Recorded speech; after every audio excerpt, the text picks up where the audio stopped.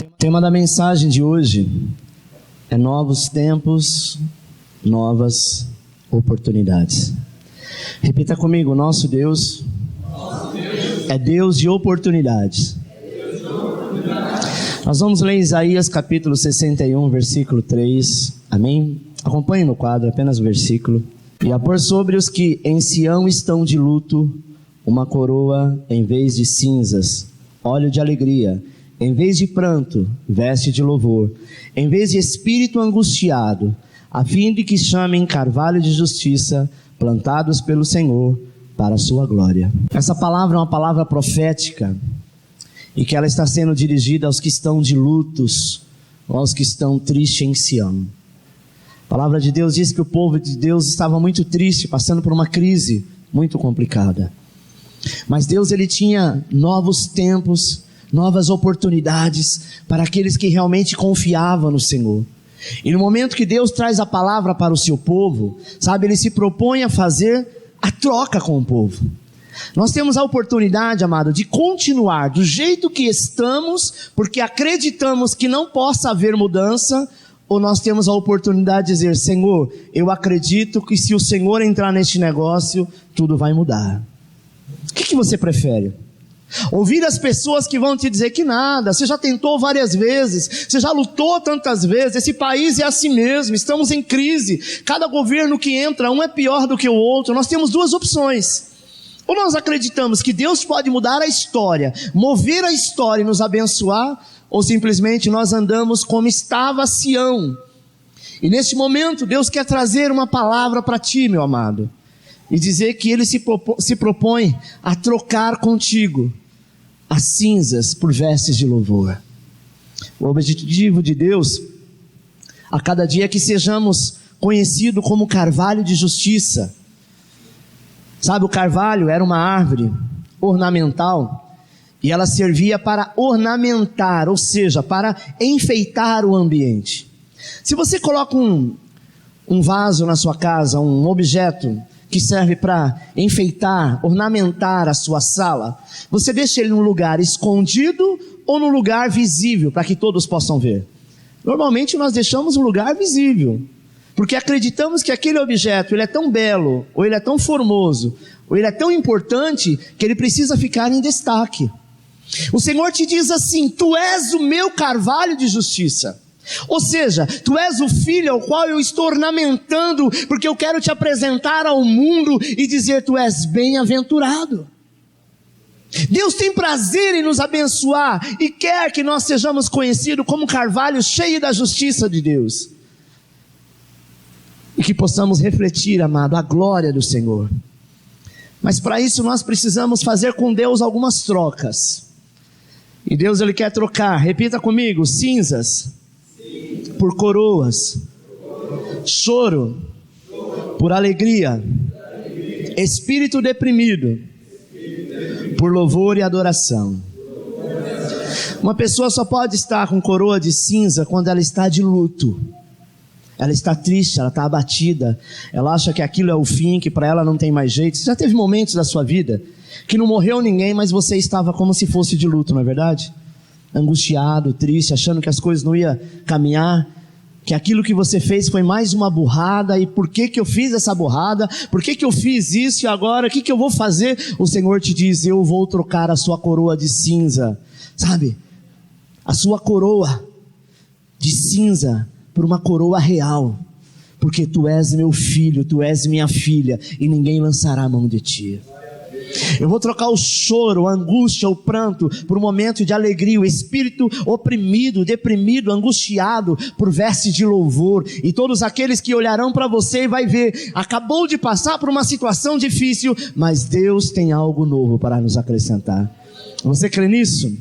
Primeiro, Deus quer trocar cinzas por coroas. Cinza representa destruição, cinza representa perdas. Quantas perdas por muitas vezes nós já tivemos na vida? É horrível, amado, ficar privado de coisas que possuímos. E as piores perdas são aquelas que acontecem em família, que você imagina que você não perderia, que você imagina que não aconteceria, que você imagina que todo lugar poderia acontecer, menos na tua casa, sabe? A Bíblia diz que a perda de Lázaro comoveu Marta, Maria e até o próprio Jesus, porque eles eram amigos. É o versículo que diz que Jesus, quando ele chega lá, ele chora. Por quê? Porque ele amava Lázaro. Sabe aqueles momentos que você chorou e disse assim: nossa, agora não tem mais jeito, agora tudo acabou, tudo perdeu. Marta e Maria estavam naquela condição. Pastor, mas será que toda irmã, quando perdia um irmão, ficava nessa condição? Todos ficam, afinal de contas é irmão, mas com elas era diferente, você não está entendendo.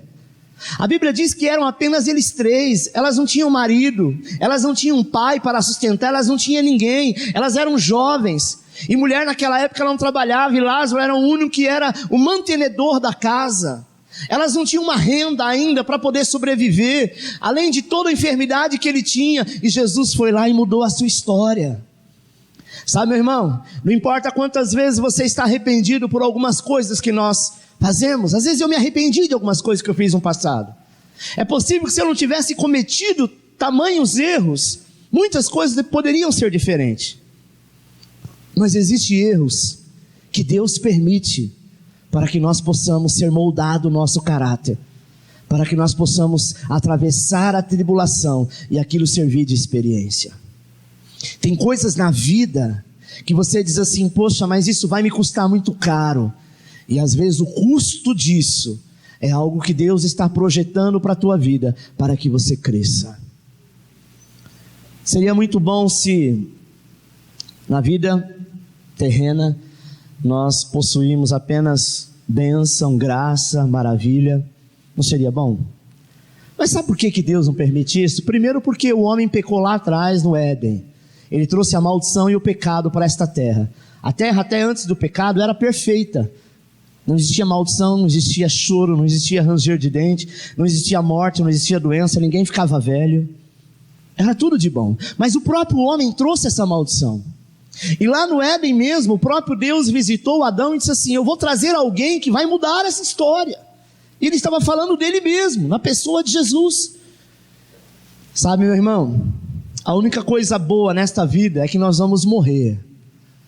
Pastor, isso é bom? Sim, para nós que somos salvos é a melhor coisa. O mundo, quando morre, você vai no enterro de uma pessoa que não é salva, está todo mundo desesperado. Muitos começam a bater no caixão e dizem: por que não foi eu? Por que Deus fez isso comigo? Levou meu filho, levou meu pai, levou minha mãe, levou a pessoa que eu amava. Para aquela pessoa, ali é o fim, mas para nós que somos salvos, é apenas o começo de uma grande vida eterna. Sabe, meu irmão, passe o que passar, lute o que lutar, aconteça o que acontecer, Deus te chamou para te salvar. Nós devemos aprender a ver a ação de Deus em nossas vidas, antes mesmo de todas as perdas. Talvez você possa perder algo hoje, mais tarde, mas temos em nossas cabeças uma coroa de salvação, em que Ele disse: tu és meu filho amado, eu escrevo o seu nome no livro da vida. Deus, Ele tem poder de transformar todas as perdas em grandes vitórias. Lembra de Jó, que perdeu tudo? Jó precisava perder tudo. Eu vou te explicar por quê. O coração de Jó estava sendo voltado para o coração da tua esposa, que simplesmente entrou na cidade de Sodoma e Gomorra, e ela já estava acostumada com a prostituição. Foi a cidade mais perdida de toda a Bíblia. Ela estava acostumada com tudo aquilo que era corrompido. É tanto, amado, que quando o anjo chega lá para tirar Jó daquela cidade, ele diz assim: olha, vocês vão sair porque Deus escolheu vocês e querem que vocês estejam livres, porém não olhe para trás, porque vai cair fogo e enxofre do céu. Imagine você, aquela mulher tinha uma vida estável, bem financeiramente, próspera. Era possível que ali ficasse todas as suas amigas, vizinhas, suas amigas que iam para o bingo, sabe, ia para a balada com ela. Ao invés dela sair de lá e deixar o passado, ela simplesmente quis olhar para trás. E diz a palavra de Deus que essa mulher virou uma estátua de sal. Quando o Senhor disser assim: olha, eu estou acabando com tudo isso que você tem agora, porque eu tenho uma nova vida para você, não é hora de olhar para trás. Não, olha, de dizer, não, mas e isso e aquilo. Deus prometeu, se Ele enviou um anjo lá para falar contigo, como Ele te trouxe aqui nesta noite, diz, eu vou mudar a sua história. Não adianta ouvir ninguém que vai dizer, não, que nada, não invista mais nisso, porque não vai dar certo. Se o próprio Deus diz, vou tirar a coroa de cinza e vou colocar uma coroa de glória na sua cabeça. Não sou eu que estou prometendo, mas é o Senhor. Assim Deus fez com Daniel, assim Deus faz conosco. Amém, meu irmão? Eu quero te dizer que nem tudo que parece que está perdido realmente está. Nós temos visto muitos relacionamentos que aparentemente não dariam certo, até que Deus entrou na história. Muitas pessoas que, tem gente que ouve e talvez até repete, que diz assim, que nada, pau que nasce torto, morre torto. Até o carpinteiro Jesus Cristo não entrar na história, porque até o torto se endireita. Eu acho que não tinha um mais torto do que eu, e Deus endireitou. Ou endireita, ou endireita. Quando o Senhor entra na história, Ele muda. Nós precisamos acreditar que Deus nos chamou, nos amou, e hoje te trouxe aqui para você ouvir isso. Eu vou mudar a sua história. Eu quero que você acompanhe comigo uma ilustração que eu escrevi. Acompanhe no quadro. Um certo homem saiu em uma viagem de avião. Era um homem temente a Deus e sabia que Deus o protegia.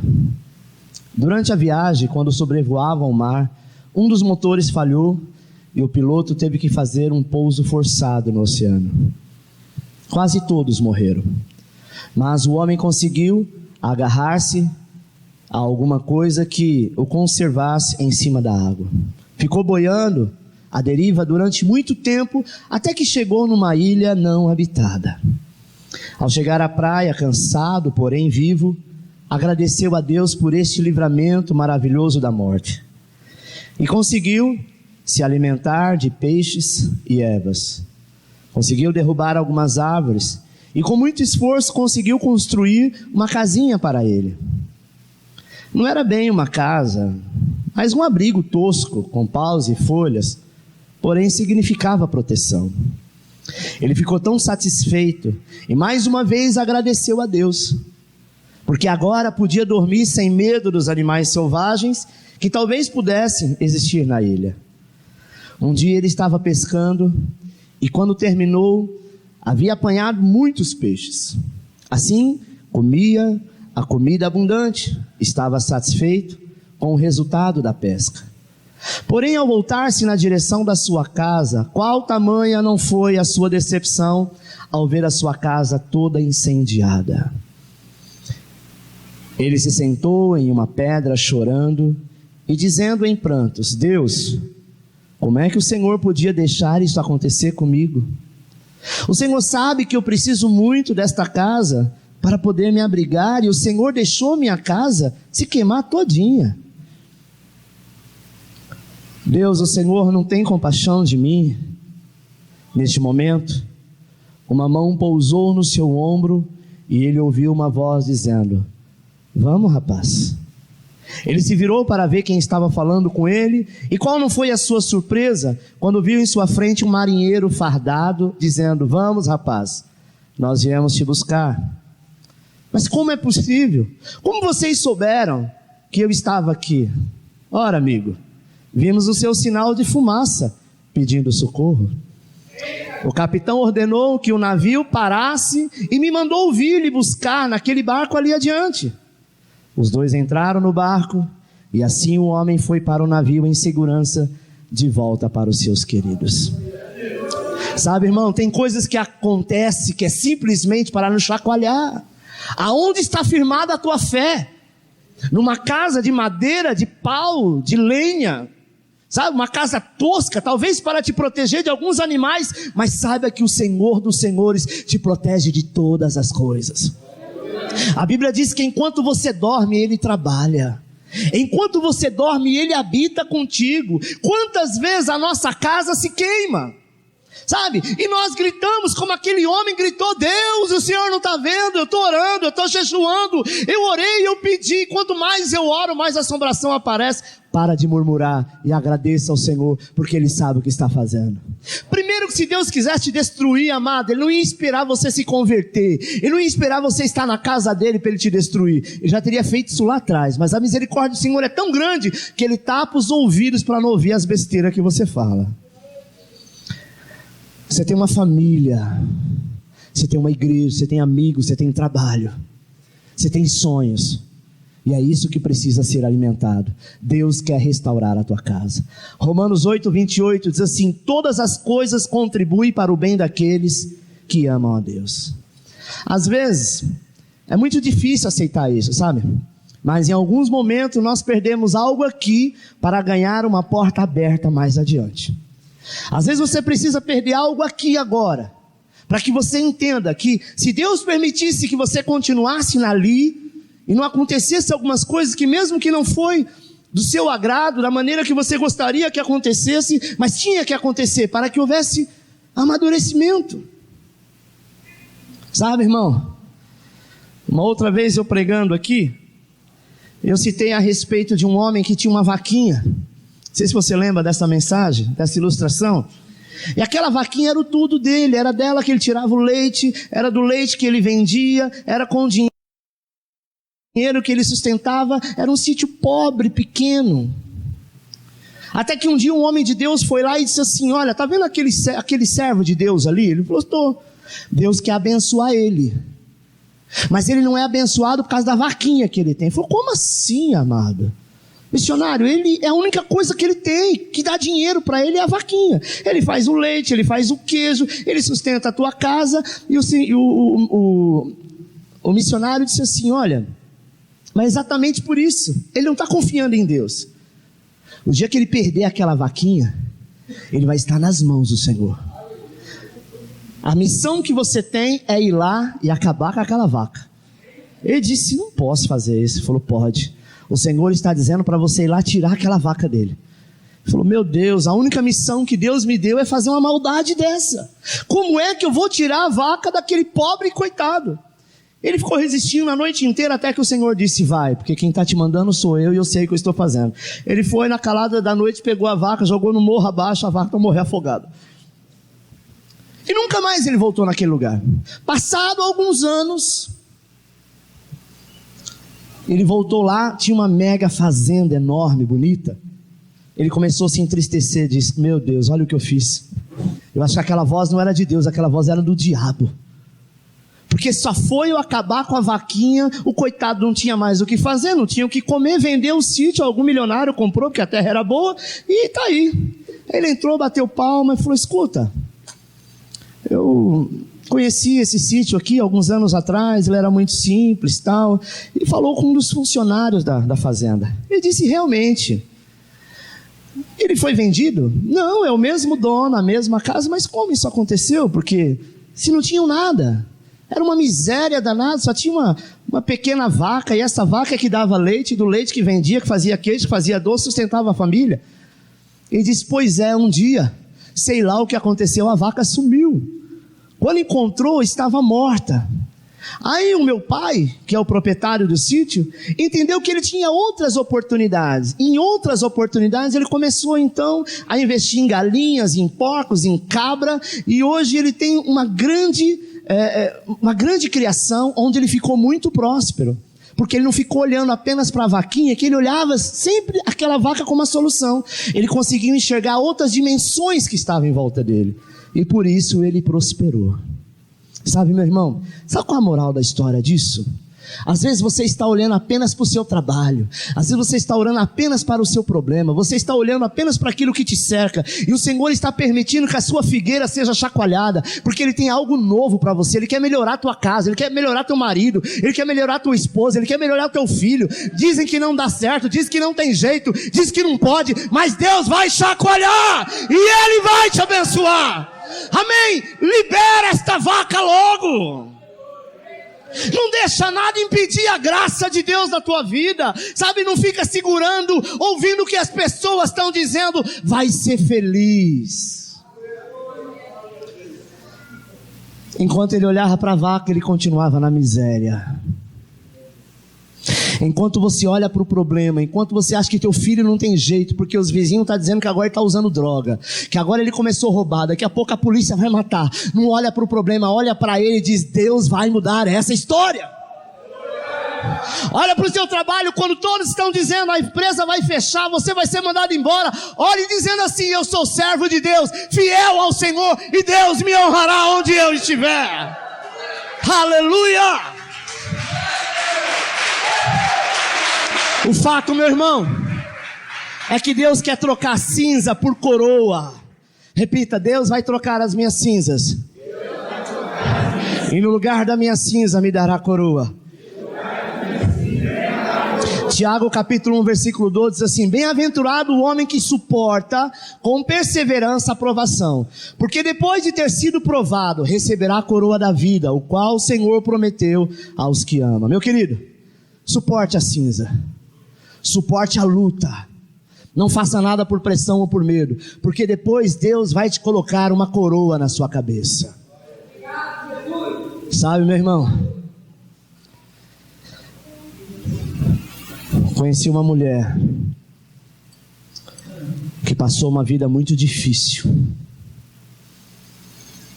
O seu marido era o cão chupando manga, batia nela, usava droga, fazia tudo quanto é coisa errada, mas ela confiava no Senhor. Um dia ela foi aos pés do Senhor e disse assim: Senhor, hoje eu vim decidir a minha vida. Eu quero mudar a minha história, eu não aguento mais ser humilhada. Não aguento mais passar por isso, eu não sei nem por que eu entrei nesse barco. Tanto que me avisaram, não era para entrar nesse barco e eu entrei. Mas eu tenho uma esperança, porque eu amo essa pessoa. Foi quando ela ouviu a voz de Deus pela primeira vez. O Senhor disse: aguarde mais um pouco, porque você se surpreenderá. Sabe, irmão, passou mais uns 2, 3 anos.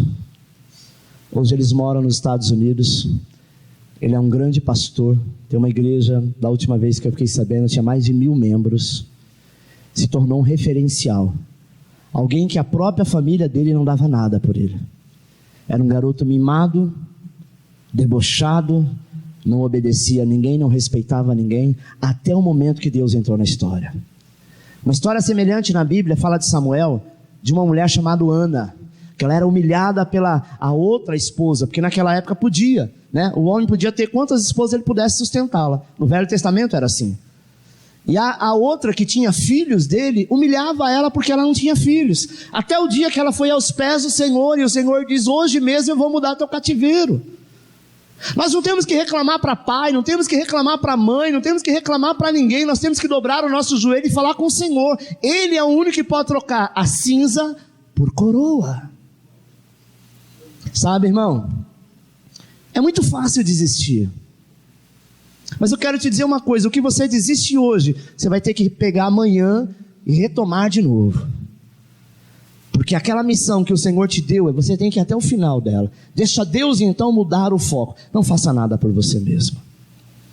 Às vezes nós queremos desistir dizendo: não dá, eu vou mudar o foco. Sabe, poxa, na primeira luta, ah, pastor, você não sabe o que eu passei, nem quero saber. Cada um tem o seu problema, eu também tenho o meu. Já teve um momento no meu ministério que eu tive vontade de largar tudo e dizer: eu não quero mais ser pastor. É muita luta, é muita cobrança, é muita coisa. Eu vou trabalhar, eu vou fazer qualquer outra coisa, mas eu vou ser crente, mas não quero ser pastor. O Senhor diz: você não manda em você. Quem manda em você sou eu. E eu vou te provar que você vai começar a dizer ao contrário. Você vai começar a dizer agora: eu amo ser pastor. E há alguns anos eu tenho falado isso: eu amo ser pastor. Sabe por quê, irmão? Porque a luta não é minha, a luta é do Senhor. Eu tenho que apenas confiar. Mas está difícil, calma. Tudo aquilo que é muito fácil, que vem de mão beijada, vai embora fácil também. Mas aquilo que você paga um preço, é algo que Deus vai te abençoar. 2, Deus quer trocar choro por alegria. Salmo 30, versículo 5 diz assim: o choro pode durar uma noite, mas a alegria vem pela manhã. Sabe, meu irmão, o momento mais difícil é o anoitecer. Este é o momento que vem acompanhado de choro. Você pode brigar com a tua esposa hoje, com o teu marido, com o teu filho. Você pode brigar com alguém que você ama muito, E pode ficar durão lá o dia inteiro, até a hora que chega a noite. À noite o negócio, os chicotes estrala. Não é assim? Eu tive uma briga com a minha esposa. Eu tinha uns 1 ano e meio, 2 anos de casado, que foi muito feia. A gente pensou que ia se separar. Eu, por um tempo, eu sempre fui muito durão, né? Fui criado num regime meio militar, meu pai era meio sargento. Eu fui criado daquela forma. E por alguns anos eu também criei os meus filhos assim. Mas glória a Deus pelo Senhor na minha vida e pela minha esposa que me moldou muito. Hoje eu sou o que sou por conta dela. E tivemos um momento difícil. E eu me recordo que naquele dia eu fiquei lutando comigo mesmo, dizendo, não quero saber. Deus tem o melhor para mim. Deus vai mudar a história. Não quero, chega, acabou. Lutando comigo mesmo, até o momento que chegou a noite. Quando chega a noite, se olha de um lado, se olha do outro. Eu disse, meu Deus, eu estou só. Eu não sei se para a mulher é assim, mas para o homem é muito difícil. O homem, às vezes, ele tem que perder para ele poder reconhecer. Eu passei por isso. Sabe, meu irmão? E glória a Deus, depois desse dia, depois dessa luta, depois dessa provação, nunca mais nós brigamos. Às vezes discutimos assim, coisa de casal, mas 5 minutos depois não tem mais nada, vamos que vamos, sabe? Eu entendi que ela é a mulher da minha vida. Porque se eu largasse ela ou ela me largasse, tanto faz. A gente ia arrumar outro diferente, com problema diferente, mas todo ser humano tem problema. Não é verdade? Eu estou com a Maria tem um problema A e B, aí eu saio daqui e vou me unir a Tereza tem o C e o D, que a Maria não tinha, mas de repente, sabe, o que eu vou arrumar depois é pior do que eu tinha. Sabe por quê, irmão? Porque eu não sou perfeito, você não é perfeito, então você nunca vai arrumar ninguém perfeito. Nós nos aperfeiçoamos com a graça do Senhor. João 16, 21 diz assim, a mulher quando está para dar à luz tem tristeza, porque a sua hora é chegada, mas depois de nascido o menino, já não se lembra mais da aflição, pelo prazer que tem de ter nascido ao mundo um homem. Assim também agora vos tem de tristeza, mas outra vez vos verei, o vosso coração se alegrará, e a vossa alegria ninguém poderá tirar. Jesus, ele fala da mulher grávida, ela sente dores, ela fala, é a última gravidez, às vezes é a primeira, mas nunca mais eu fico grávida. Já fala para o marido, ó, pode tirar o cavalinho da chuva, você falou que queria 3, só 1, e não vou mais passar por isso, não vou ficar mais deitado, o médico disse que eu tenho que ficar deitado agora do 6º mês até o 9º, eu só estou engordando, olha o meu tamanho, olha as dores que eu tenho passado, não quero mais, até o momento que a criança nasce. Nunca senti dor de parto, mas dizem que é terrível. Mas para quem tem parto normal, aos que dizem que parece que não vai suportar, depois que passou, que nasceu, parece que não tem mais nada. Onde havia choro, tristeza, agora alegria. Por que Jesus faz esse comentário? Porque ele diz assim, hoje você pode passar por um momento triste, sabe, você pode passar por um momento de choro, mas a alegria virá, porque a resposta do seu choro vai se transformar na alegria. Nós temos que passar pela noite, meu irmão, e quando o momento chega, vem com ele o choro, vem com ele o pranto, sabe, para que a gente possa então entender. Mateus capítulo 5, versículo 4 diz assim, bem-aventurado os que choram, porque serão consolados. Jesus afirma que choraremos, de fato choraremos, em muitos momentos da nossa vida, até o próprio Jesus chorou. Ele nunca disse que a nossa vida seria um mar de rosas, mas Jesus, ele quer trocar o nosso choro por consolo, sabe? Ele quer que você se alegre, meu irmão, porque o Senhor é quem te consola. Depois vai vir a alegria. Thomas Watson disse assim, há tanta diferença entre as alegrias espirituais e as terrenas, quanto entre um banquete saboreado e um outro pintado na parede. A melhor coisa é você ter um banquete em que você mesmo possa saborear. É bonito ver um quadro de um banquete na parede, mas é só um quadro pintado. Às vezes você olha para outras pessoas e vê a vida delas, do seu vizinho, do seu parente, do amigo do seu chefe, do teu patrão, como um banquete. A família deles é linda, é tudo perfeito, mas é dele, não é sua. E às vezes não tem essa perfeição toda. Às vezes a gente olha para a televisão, vê alguns artistas, sabe, desfilando, andando, passeando de carro, comprando mansões, e você diz, meu Deus, por que eles são tão prósperos? Por que eles estão tão felizes? Por que eles são tão, sabe, tão bom em tudo? Não se engane. Muitos deles tiram a própria vida por infelicidade.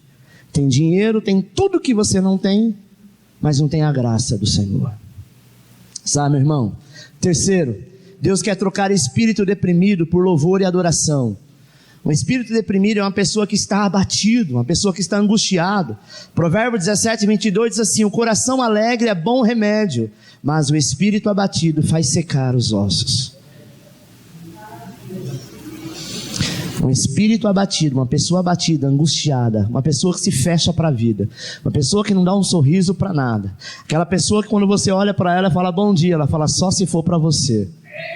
É uma pessoa que com certeza é infeliz, é uma pessoa que com certeza, sabe, tem os seus ossos espirituais ressecados, não tem alegria.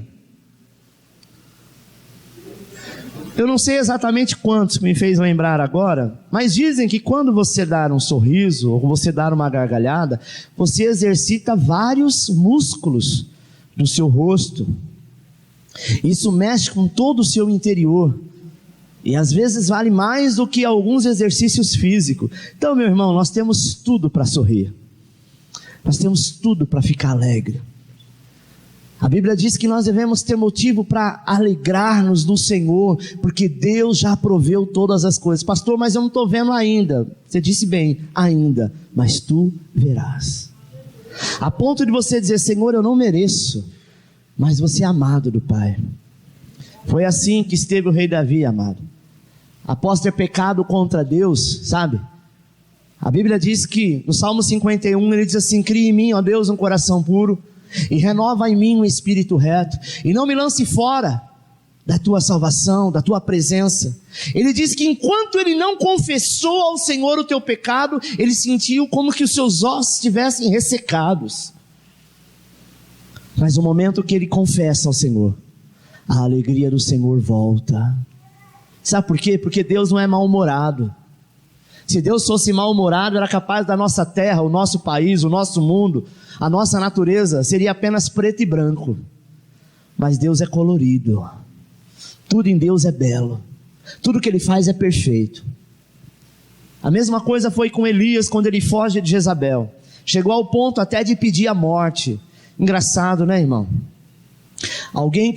Um homem cheio de Deus, que luta contra os 450 profetas de Baal, ele diz, cai fogo do céu, o fogo caiu, consumiu todos os profetas inimigos. Meia hora depois ele estava abatido, deprimido, dentro de uma caverna pedindo a morte. Você sabe o que é isso? Isso são as lutas quando vêm. Hoje você está orando por todo mundo, impondo as mãos, as pessoas sendo curadas, as pessoas te procurando, dizendo que você é uma bênção. Uma semana depois você está de cabisbaixo, querendo morrer, querendo desistir, querendo largar tudo. Isso aconteceu com o profeta Elias, também pode acontecer contigo. Mas sabe por que está acontecendo isso? Porque o diabo sabe que daqui a pouco vai vir uma vitória muito grande, e ele quer tirar o teu foco, ele quer tirar a tua visão, ele não quer que você alcança. Hoje é o dia do Senhor te abençoar, e Ele fez de tudo para você não vir para cá. Mas o Senhor diz, tu és meu e ninguém lançará a mão de ti. Aleluia. Foi assim com Jesus. E Ele ficou desta forma quando estava no Getsemane. Thomas More diz o seguinte, a terra não tem tristeza que o céu não possa curar. Repita comigo, a terra não tem tristeza que o céu não possa curar. Está entendendo? De fato, amado, nós podemos experimentar o poder de Deus no momento que você estiver abatido. Geralmente o abatimento vem após os grandes momentos de conquistas e vitória. Tem um louvor da pastora Ludmila Feber que diz assim, em tempos de guerra, nunca pare de lutar. Não baixe a guarda, nunca pare de lutar. E aí ela conclui dizendo, no momento que vem a luta, é logo após uma vitória. É logo após quando você vai ter uma conquista maior. Então o que o inimigo faz? Ele começa a lutar para que você desista, para que você abra a boca. Até então você dizia que iria conseguir, que aquele emprego, aquele casamento, aquela chance, aquela oportunidade era o que Deus te deu. Daqui a pouco você já está dizendo, não sei se é Deus mesmo. E aí você começa a ser roubado. Não abra a boca para profetizar maldição sobre a tua vida. Palavras têm poder e você precisa entender isso. Amém? Após ele guerrear contra Jezabel, após ele orar, sabe? Elias, após fazer tudo isso, ele começa a experimentar um grande momento de esgotamento. Duncan diz o seguinte, um pregador: as mais lindas flores são encontradas no solo da tristeza. Assim foi com Elias. Quando ele estava esgotado, Deus vem ao teu socorro, renova e diz assim: Elias, saia para fora dessa caverna porque a caminhada é longa. Imagina, alguém que queria morrer, Deus chega e fala: vai morrer não, caminhada é longa ainda, você não viu nada. E ele sai de lá, amado, é sustentado por uma viúva, abençoa a vida desta viúva, e naquele momento a vida dele muda. Se você acha que é o fim, eu vou te dizer que é apenas o começo. Esse choro vai passar, esse pranto vai acabar e Deus vai te honrar. Essas trocas realizadas por um Deus que tem um objetivo, como o texto que nós lemos, a fim de que se chame carvalho de justiça, plantado para o Senhor, para a sua glória. Nós seremos conhecidos, amado, como carvalho cheio da justiça de Deus, e a glória do Senhor nos visitará. Amém? Isaías, capítulo 40, fala sobre a águia, que diz assim: mas os que esperam no Senhor renovarão as forças, subirão como asas, como as águias. Eu tenho uma ilustração, foi citado essa semana pelo William, mas fazia parte desse sermão e eu quero citá-la. Acompanha no quadro. A águia vive 70 anos. É a ave de maior longevidade da espécie. Entretanto, quando chega aos 40 anos, ela passa por uma verdadeira metamorfose. Suas condições físicas dão-lhe duas alternativas: renovação completa ou morte. Muito sábia, a águia procura um intransponível ninho bem alto, em cima de um penhasco, e lá passa por um processo de renovação que dura cerca de 5 meses. É um processo longo e dolorido. Durante esse período, suas atividades cessam por completo. Com essa idade, as suas unhas estão compridas e flexíveis, o que a faz perder a sua presa. E com o bico também se alonga e se torna-se curvo, e não tem mais a habilidade necessária para derrotar suas presas. A águia passa a bater com o bico em uma parede rochosa até arrancá-lo. Depois de arrancá-lo, espera nascer e crescer de novo, para com ele arrancar suas velhas garras. Assim, com isso, começa a acontecer. Ela dá o início ao processo seguinte: arrancar as velhas, grossas e pesadas penas, que não permitem mais ter a mesma habilidade em seus voos. Suas asas estão direcionadas ao peito, atrofiadas. Passando todo esse tempo, dolorido processo, a águia está renovada e dá um mergulho da renovação para viver mais 30 anos. Talvez você se sinta como esta águia, velha, sem força, sem sonho, sem esperança, mas você sabe que precisa de uma renovação.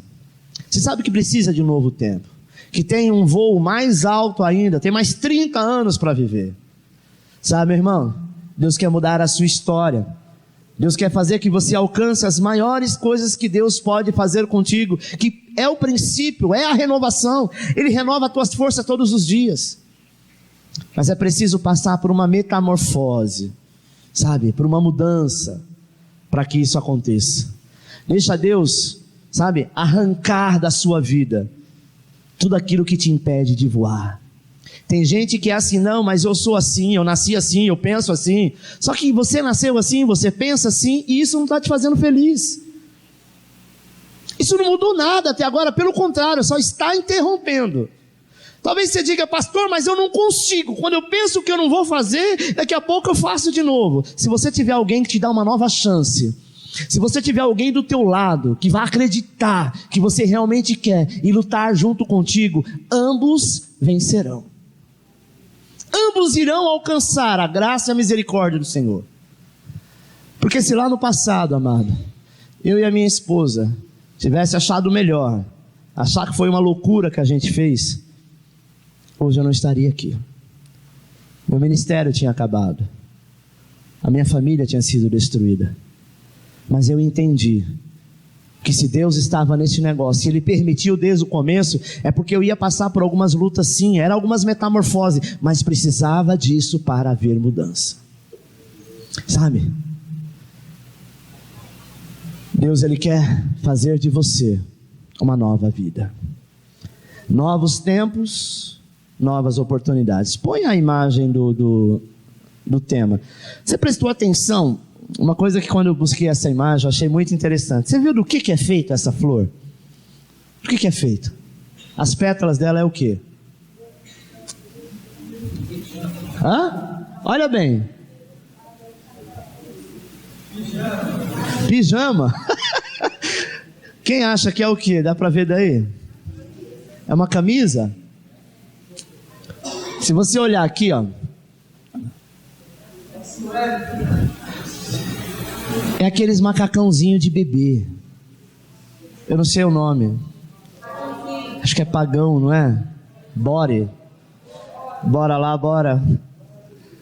Preste atenção, é que essa aqui ela ficou ofuscada, mas essa primeira aqui, ó, você vê que acho que é isso, bore, né? O que isso quer dizer? Novos tempos, novas oportunidades. A flor, ela é muito sensível, a rosa por si só é muito sensível. E mais sensível ainda quando uma vida está nascendo. É um novo tempo, é uma nova oportunidade. É como uma criança. Às vezes nós queremos olhar para o passado, queremos olhar pelo que nos fizeram, queremos olhar para aquilo que nos deixaram, sabe, marcados e magoados. Ô, amada, não desiste não. Pastor, mas está difícil, mas não desiste não. Deus vai te dar a vitória. O choro pode durar uma noite inteira, mas a alegria vem ao romper da manhã. Feche os teus olhos, eu quero orar por você.